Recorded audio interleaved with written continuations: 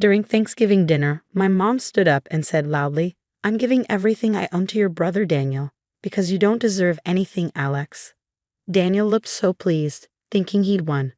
We were all sitting around the table, eating turkey, mashed potatoes, and stuffing. The fireplace was crackling and glasses were clinking. It was supposed to be a nice Thanksgiving, but then my mom decided to drop her big announcement. She stared at me and then at Daniel, who was already smirking like he knew something good was coming. She said, "When I pass away, everything I own, my house, my money, all of it, will go to Daniel. Because you, Alex, don't deserve anything." The room went completely silent.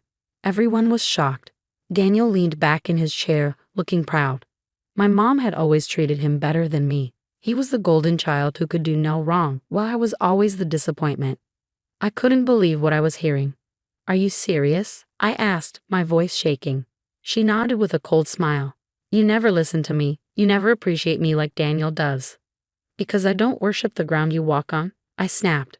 She glared at me. "Because you're selfish and ungrateful." Some of my relatives looked uncomfortable, but my grandmother, sitting at the far end of the table, just watched everything without saying a word. Daniel finally spoke up, grinning. "Sounds fair to me. I've been here for Mom. You just ran off and did your own thing." I clenched my fists. Yeah, I moved out because staying meant being treated like garbage every day. I worked hard to build my own life and career without any help. Meanwhile, Daniel still lived at home at 38 years old, unemployed, never paying a bill. And now he's getting everything. But then my grandmother cleared her throat. Everyone looked at her. She was 94 years old but still sharp as ever. A man holding a briefcase stepped forward. It was a lawyer. My mom's smile vanished. "What do you mean?" she asked, sounding nervous. My grandmother placed her hand on the table. "You don't own this house, Margaret. You never did." I stared at my grandmother in confusion. "What do you mean she doesn't own the house?" Grandma looked at the lawyer, who pulled out a thick stack of papers. "This house and everything else you're trying to give away was never yours to give." My mother's face went pale. Daniel's smirk disappeared. "A what?" Daniel snapped. The lawyer ignored him and explained, "An irrevocable trust. That means the terms of ownership can't be changed. Margaret, you've never legally owned this house. Your mother does, and she decides who gets it." The room was completely silent. Daniel looked stunned, and my mom was frozen in shock. My grandmother smiled, just a little, like she had been waiting for this moment, and "I have already made my decision." The lawyer cleared his throat and looked at me. "According to the trust, the rightful heir of this house and everything that comes with it is Alex." I laughed out loud, not because it was funny, but because it was so unbelievable I thought I had misheard. "What?" my mother snapped. Daniel jumped up from his chair. "No, that can't be true. This is my house." The lawyer stayed calm. "Actually, no. This house was put into an unchangeable trust by your grandfather. It was never legally given to your mother. Your grandmother has always been in control, and the rules of the trust decide who gets it." Daniel was furious. "This is some sort of joke. Mom's been living here for years." "Yes, I've raised my children here," my mother added, sounding more confident. But Grandma just stared at her with a cold look. "Margaret, you never paid for this house. Your father and I did. We let you live here, hoping you'd be responsible. But you know what we discovered?" She leaned forward, her hands resting on the table. "You took out loans against this house." My stomach dropped. The whole room went silent. My mother's face went pale. "That's not true," my mother snapped. "I don't know what you're talking about." The lawyer continued, "Over the last 15 years, you've taken out several loans using this house as if it was yours. The total amount of those loans is over $250,000. "No," my mother yelled, slamming her hands on the table. "That's a lie." The lawyer kept reading calmly. "You couldn't pay back many of those loans, so there are liens on the house. Just last year, you tried to get another $50,000, but it was denied because the house doesn't legally belong to you." My mother looked like she was in shock. She turned to Daniel. "Daniel, say something." But Daniel looked terrified, like he was just now understanding the truth. "Mom, is this real?" She didn't answer. My grandmother sighed, shaking her head. "You lied to your son. You let him think everything would be his, while you were using this house to get as much money as you could. It's shameful. I was still trying to make sense of it all when Daniel suddenly lost it. This isn't fair, he yelled. I stayed here. I took care of you.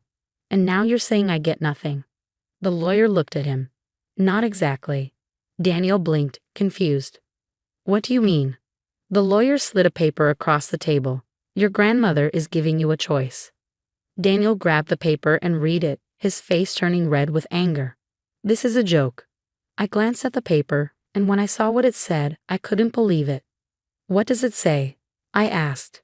Grandma folded her hands calmly. I'm offering Daniel a one-time payment of $50,000 if he agrees to move out of the house immediately and never contact me again. The room went silent. Daniel looked crushed. You're kicking me out? He asked, his voice trembling.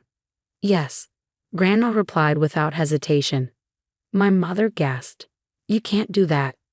I can, Grandma said calmly. You thought you could cut Alex out and hand everything to Daniel.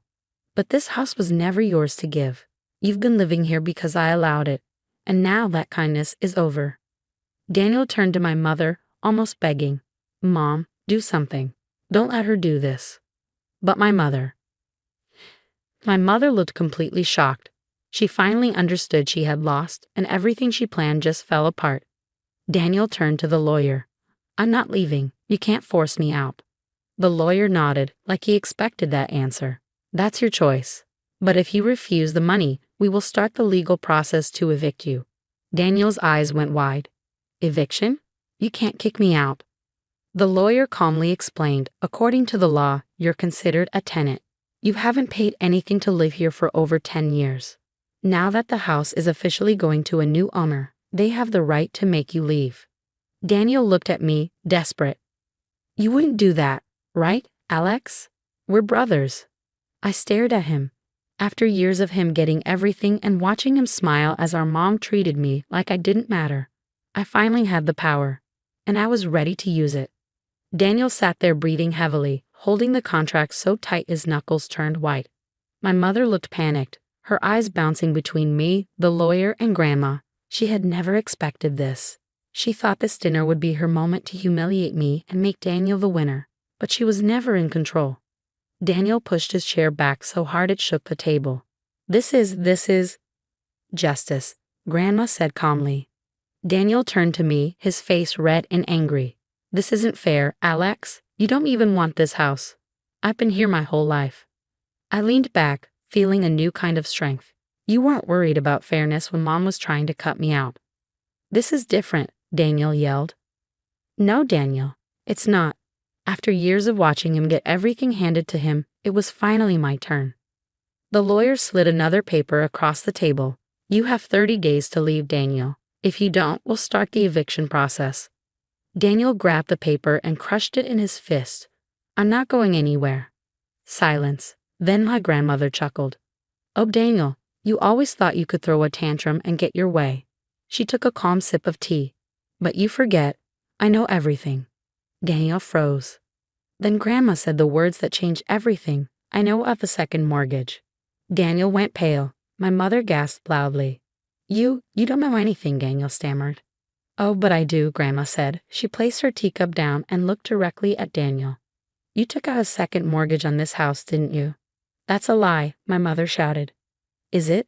The lawyer slid another document across the table. Daniel tried to grab it, but I got it first. When I read it, my stomach dropped. Oh my God, I whispered, looking at both of them. You forged Mom's signature. Daniel's face was sweaty and nervous. Mom was supposed to own everything anyway. It didn't matter. I looked at my mother, expecting her to be furious, but she just sat there, shaking like she might faint, because she knew. She knew that once the house belonged to me, Daniel's crime became my problem. The debt would fall on me. And then I understood. Wait, I said, looking at my grandmother. You knew about this before tonight, didn't you? She smiled slightly. Of course I did. That's why I made sure the house went to you. What? Why would you do that? I asked. Because I knew what they would do to you if I didn't, Grandma said. She looked at Daniel and my mother. They would have sold this house, taken all the money, and left you with nothing. I couldn't let that happen. My heart was pounding. This wasn't just about an inheritance anymore. It was a battle. I'll fight this, Daniel growled. I'll fight all of this. The lawyer pulled out one last paper. You've already lost. Daniel grabbed the paper and read it with shaking hands. Then he screamed, no, no, no, no, and threw it on the table, his face red with anger. I picked up the paper and read it. It was brilliant. My grandmother had outsmarted them completely. The paper was a court order. Daniel, my grandmother said firmly, you don't just owe money on this house. You committed fraud. Daniel shook his head, panicking. No, you can't do this. Oh, but I can, Grandma replied. The bank knows what you did. The police do too. If you don't take the money and leave, they will press charges. Daniel's face went pale as he realized what that meant. This wasn't just about losing the house. It was about losing his freedom. You have 48 hours to decide, the lawyer said. Take the money and walk away or refuse, and we go to the police. My mother burst into tears. Please, Mom, don't do this. He's your grandson. But Grandma's expression didn't change. No, he stopped being my grandson when he stole from his own family. Daniel looked completely defeated. And me? I just sat back, knowing this was over. Grandma had planned everything, and she was unstoppable. The room went completely silent. Daniel stared at the contract, his hands shaking. My mother was crying into her napkin, looking completely defeated. My grandmother sat there calmly, like she expected this all along. So what's your decision, Daniel? She asked. Daniel opened his mouth, then closed it. His eyes darted around, desperate to find a way out. Suddenly, I saw the panic in his eyes turn into anger. No, he yelled, pushing his chair back. No, I'm not leaving. You can't do this to me. Before anyone could react, he grabbed the papers from the table and ripped them in half. Everyone gasped. You think you can just get rid of me? I'll destroy this house before I let you take it. Then he lost it. He lunged at me, grabbing my shirt and yanking me forward so hard my chair almost fell over. You don't deserve this. I'm the real owner, he screamed, his spit hitting my face, his grip painfully tight. Then slap. Daniel stumbled backward, holding his face. My grandmother had slapped him so hard her voice echoed through the room. Enough, she shouted. Daniel stared at her, shocked, but my grandmother stayed calm and turned to the lawyer. Call the police. Daniel's eyes went wide. What? No, wait. I'll take the money. I'll leave. It's too late, my grandmother said coldly. We could hear sirens in the distance, getting closer. Daniel turned to my mother. Mom, help me. Do something. But my mother just shook her head, tears still streaming down her face. She knew Daniel had done this to himself. 10 minutes later, the police arrived and dragged Daniel out of the house in handcuffs. He screamed, begged, and cried, but no one helped him. This isn't fair. You're ruining my life, he shouted. I stood on the porch, watching as the police pushed him into the car. No, Daniel, I said calmly. You ruined it yourself. The car door slammed shut, and the police drove away. Daniel was gone. I took a deep breath, feeling free for the first time in my life. Daniel was charged with fraud. It turned out he had forged signatures before, and the bank had been building a case against him for months. My grandmother just sped up the process, and Daniel ended up in jail. My mother tried to fight back. She screamed, cried, and begged my grandmother to change her mind. But Grandma was done. She gave my mother one last chance. You can stay in this house for 6 more months. After that, you leave, or Alex will have you evicted. My mother left in 4 months. She moved into a small apartment across town. She tried to rebuild her relationship with me. But I didn't want that. I wasn't cruel. I helped her when she needed it. But I never forgot how she treated me, and I never let her get close enough to hurt me again. In the end, I renovated the house. I fixed everything they had neglected and made it beautiful again. When it was all done, I threw a big Thanksgiving dinner and invited everyone in the family, everyone except my mother and Daniel. They didn't deserve a seat at the table. As I looked around at my home, filled with people who truly cared about me, I knew I had finally won.